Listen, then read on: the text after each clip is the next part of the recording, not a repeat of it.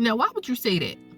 Now, if somebody said that to you or about you, how would you feel? I feel like we diminish the value of words, that we diminish the meaning of words. What we're speaking is becoming a part of us. That makes sense? Even though, of course, it's coming from us because we're speaking it. But sometimes we speak things that are not happening right now. We speak things that are not valid right now. And then ultimately, it becomes a part of our reality. I'm ugly. I'm not handsome. I'm not cute. I'm dumb. I'll never be able to finish this. And then ultimately, when somebody reflects that same reality back to us, we get offended. But how come it's not the same offense when we're speaking to ourselves? Because we're going to create that reality. We're going to create that circumstance coming about, because we'll look for every opportunity while we're conversing with other people, interacting with different situations, to validate what we just spoke about ourselves, what we believe about ourselves. And those thoughts, those words and those thoughts ultimately shape how we believe, what we believe. So why would you say anything to contrary or oppose the greatness that you are? Why would you speak about God's baby like that? You are God's baby, and you want to talk about yourself in a way that stops you or prevents you from being and living and fulfilling that greatness, right?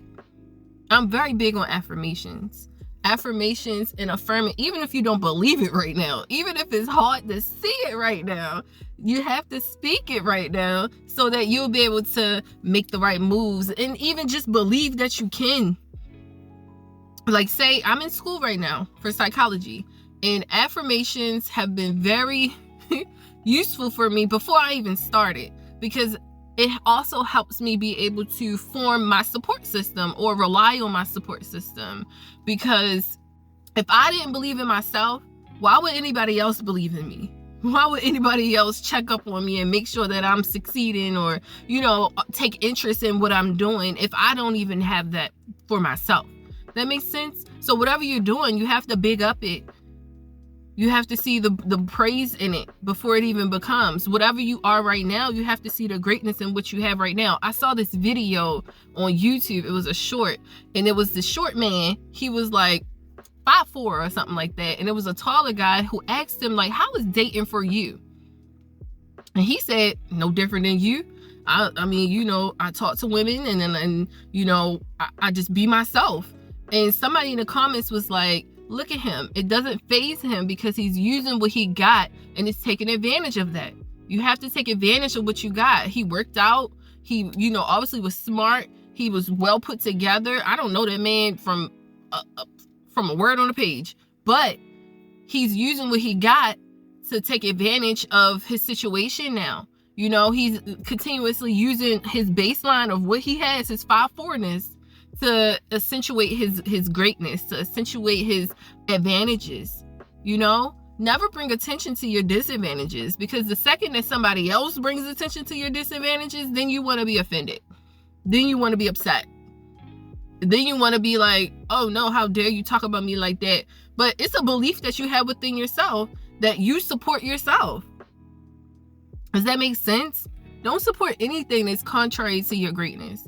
Don't support anything that is, or speak anything that goes against what's best for you.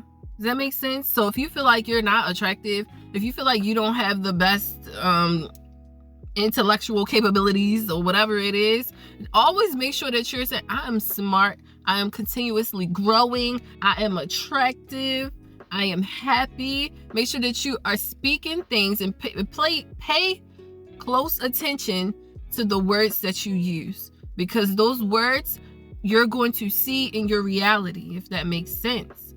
If you think that you're not attractive, you won't pick out the best attractive pieces for yourself. You won't show up in a confident way, if that makes sense. If you feel like you're lacking confidence, we need to start speaking that into existence. You need to start believing that you are confident before you even are confident. And then one day you'll turn around and be like, the things that I was insecure about, the things that I did not like about myself, the things that I felt like were a hindrance or I would like cover myself about, and then it could be internal too. It doesn't have to be all physical. We're not just talking about physical. I'm just saying physical because it's easier to see right now, It's easier to see right now. But the things that we can't see also needs to have that validation from yourself. Don't look for validation from other people, because it starts with yourself. What you believe about yourself, you're going to wear. If you think you don't deserve somebody to love you, then you're not going to show up as somebody who's lovable. Does that make sense? And then how can anyone love someone who's not lovable? You know? We want to make sure that we're accentuating our best qualities that we have now, so that we can continue to compound on them. So we can continue to grow them and expand them. Because if we don't grow and expand them, who will? Nobody's going to grow and expand it for you unless you have somebody talking greatness in your life like I am. You can use any YouTube reference, you can use any person around you, and make sure you surround yourself with people who are adding and injecting you with positivity and then upliftment and encouragement, because that's exactly how you're going to be able to, build up the routine. It's a muscle to have this. It's a muscle to see the good in situations. It's a muscle to see better than to feed into what you currently do not like, to speak about what you currently do not approve of. You know what I mean? You have to see the potential in it shifting and changing and growing and evolving into exactly how you envision it. Because that vision is going to come about, especially with God's help, with God's faith, with God's support. He's going to go ahead. Every time you say something negative about yourself, it's like you're giving the enemy coins, if that makes sense. It's like you're depositing a coin into the enemy's slot, because the enemy wants you to believe that you're not good enough, to believe that you're not great, to believe that you're not pretty, you're not handsome, you're not smart, you're not capable. They want to dumb you down. So you're putting coins into the enemy slot when you agree with that. Now, if you turn around and be like, oh, I can always get through this. Like, this is not anything that I can't handle. This is not something that I can't figure out. I am beautiful. I'm smart. I'm capable. Use what you got. You're putting coins into the slot of God. You're putting the coins in the slot of praise of God, because you're God's child. That makes sense. Pay attention to what you're saying. Pay attention to the value and the weight that comes with the words that you speak, because everything that you're saying, you're creating that story internally, because your subconscious mind do not know the difference. Your subconscious mind is like, oh, we broke. Oh, okay, we broke.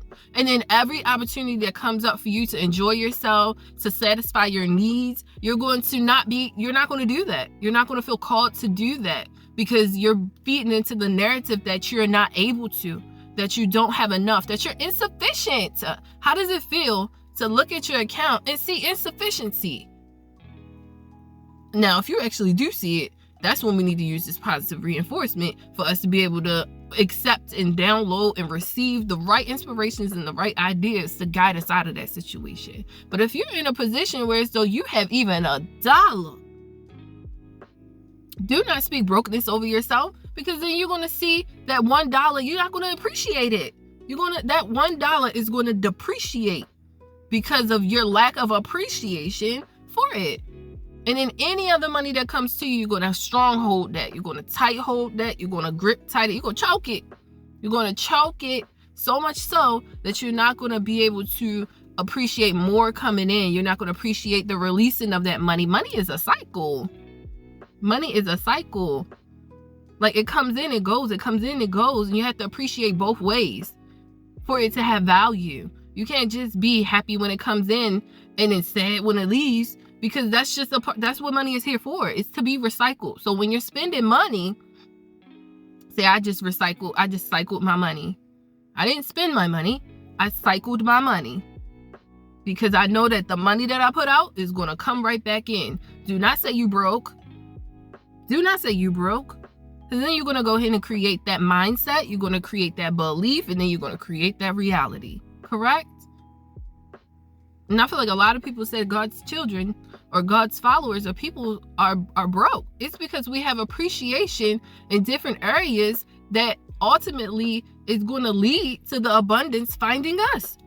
If that makes sense, you don't put too much value or idolize, things. You don't idolize money. You don't idolize possessions, because those things are not coming with us when we go. They're not coming with us when we go. So we want to appreciate what is coming with this is our spirit, and you want to feed your spirit. Put the coins in your spirit. Don't put the I got my lips stuck. Put the coins in your spirit. Don't put the coins in anything that tries to devalue your worth, because your worth, your spiritual worth is what is going to matter more so than how much money is in that bank account. That's what needs your focus. And when that focus is raised and elevated, it's cushioned, you're going to see everything else get cushioned. Trust me, believe me. I've been like this.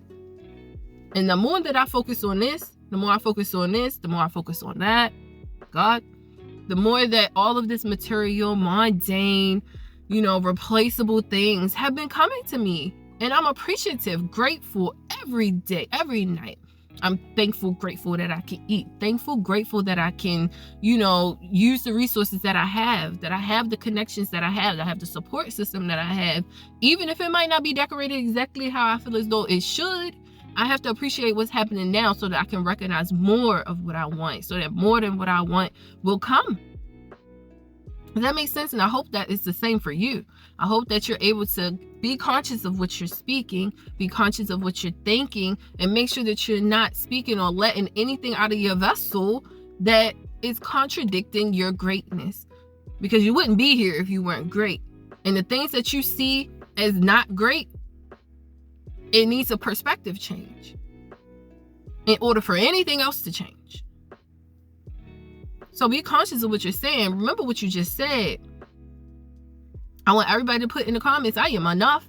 I am wealthy. I am healthy. I am loved. I'm beautiful. I'm handsome. Whatever you are.